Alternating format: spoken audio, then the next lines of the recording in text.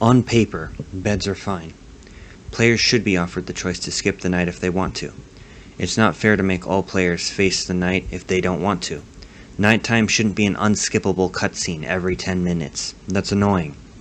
The issue is that beds don't really offer a choice.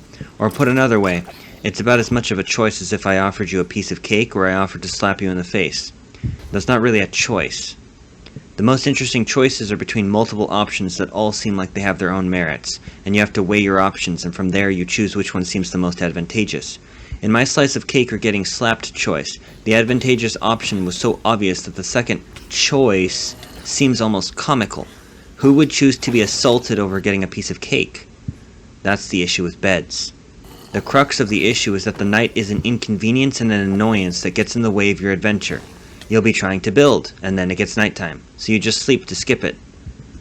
If you skip the night, you also skip any monster spawns that would have appeared, including creepers, which can blow up your builds and delete some of your building blocks in the process, as well as phantoms, which are widely considered the most annoying mob in the entire game. But even more than just being an annoyance, inconvenience, getting in your way, serving as a roadblock to you exploring in peace or building in peace, the night actually doesn't benefit you to stay up and brave it. There is no resource you get from nighttime that you can't get during the day, or in a different area, or from a monster farm, with the exception of the phantom membrane, which is used to repair elytras, which you can just do with mending, and they're also used to brew slowfall potions, which tread heavily on the same ground as the featherfalling enchantment. So the one nighttime exclusive item is basically pointless. There just isn't a point to staying up. It's just an annoying obstacle that you can skip with minimal effort, so why would you ever stay up? That's the main issue with beds. It's not that they're too easy to make, it's that in a perfect world, they would present an interesting choice. Stay up and encounter dangerous monsters, but you get unique, very useful items that you can only obtain at night, or you skip the night in safety but miss out on the rewards. There should be pros to sleeping and pros to staying up, but currently, there is no interesting choice. There is no incentive to staying up. It's either sleep in safety, or make the game more annoying for yourself for literally no reason.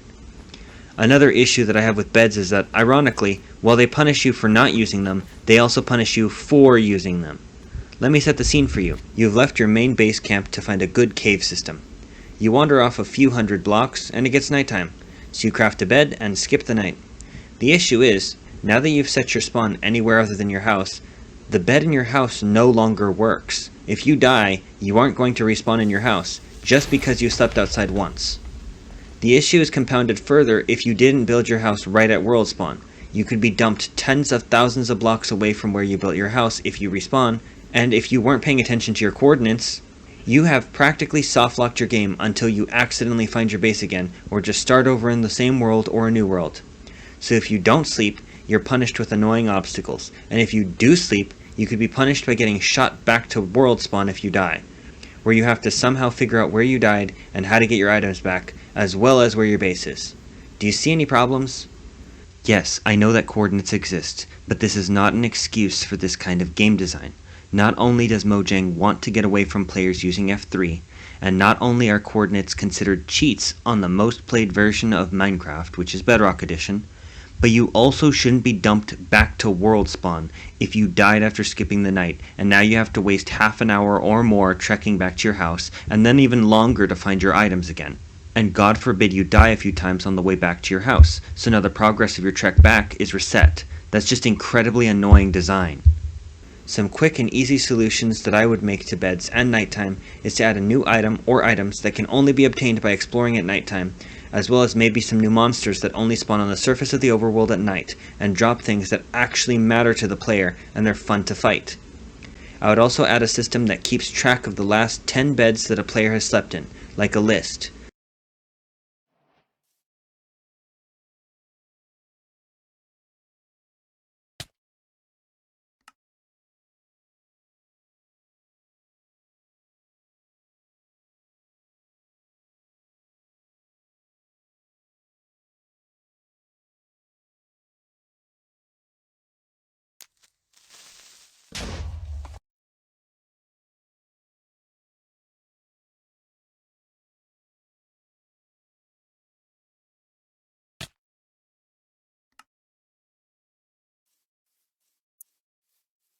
Another thing that I would do to make nighttime more valuable is make monsters drop more XP if you kill them at nighttime on the surface of the overworld.